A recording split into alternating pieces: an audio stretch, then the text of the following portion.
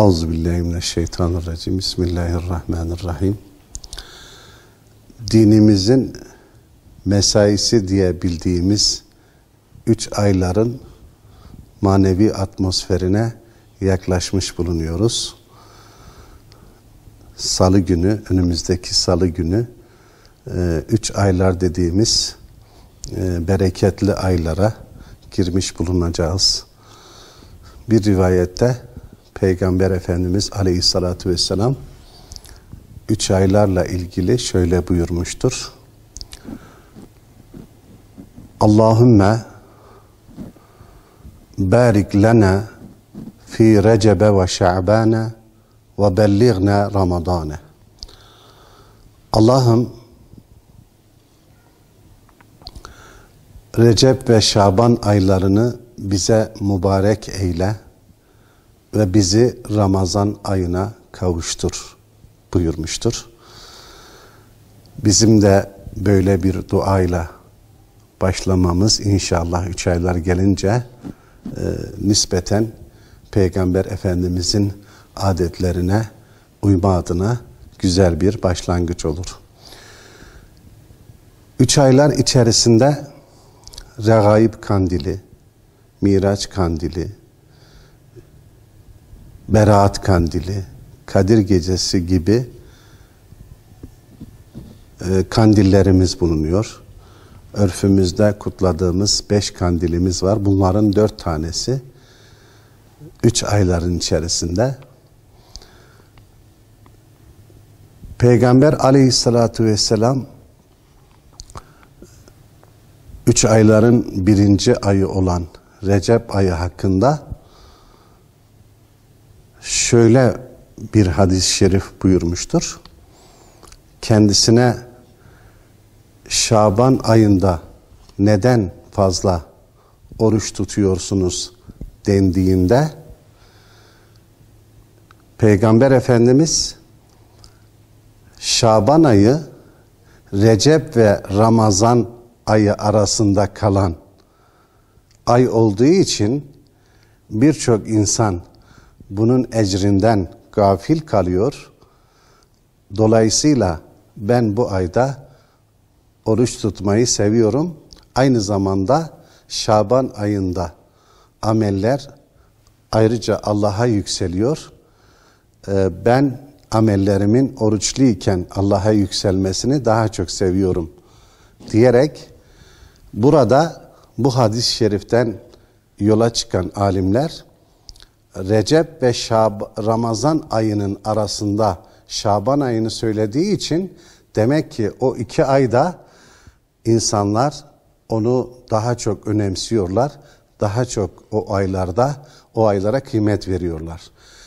Ama kıymet vermedikleri veyahut da az ibadet ettikleri Şaban ayı olduğu için 3 aylar içerisinde Peygamber Efendimiz de onu söylemiştir. Kur'an-ı Kerim'de Recep ayıyla ilgili şöyle bir ifade vardır. Allah Celle Celaluhu gökleri ve yerleri yarattığından beri ayların sayısı 12'dir.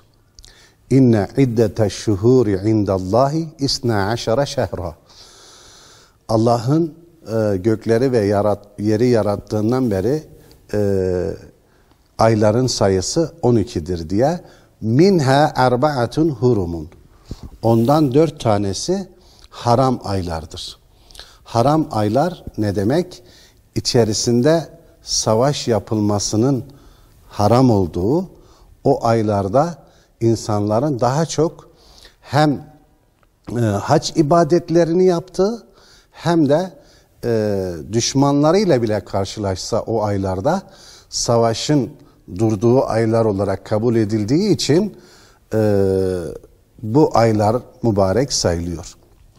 Şimdi Recep ayı da haram aylardan, yani kendisine daha çok saygı gösterilmesi gereken aylardan birisi olması bakımından kendisine hürmet etmemiz, o ayda daha çok haramlardan uzak durmamız ve ibadetlerimizi artırmamız söz konusudur.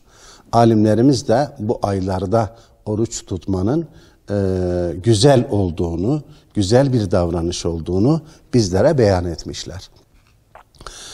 Diğer Şaban ayıyla ilgili zaten içerisinde Berat gecesi vardır. Burada 3 ay kandil geceleri içerisinde Berat gecesinin de dinimizde nisbi olarak ecrini anlatan bazı hadisler vardır.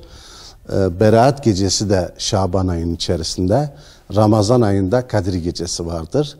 Zaten bu aylar diğer bir tabirle mesai aylarıdır. Daha çok Rabbimize ibadet edeceğimiz, daha çok Rabbimize yaklaşacağımız, daha çok Rabbimizin emir ve yasaklarına riayet edeceğimiz aylardır. Aynı zamanda Ramazan ayı içerisinde de son 10 günde daha çok Peygamber Efendimiz ibadetine ağırlık vermiş. Hem oruç, hem teravih, hem de aynı zamanda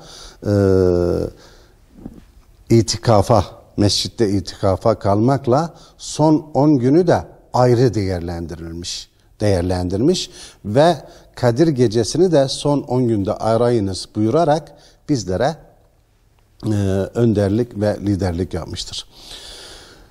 Bu aylarda oruç tutmamız en önemli.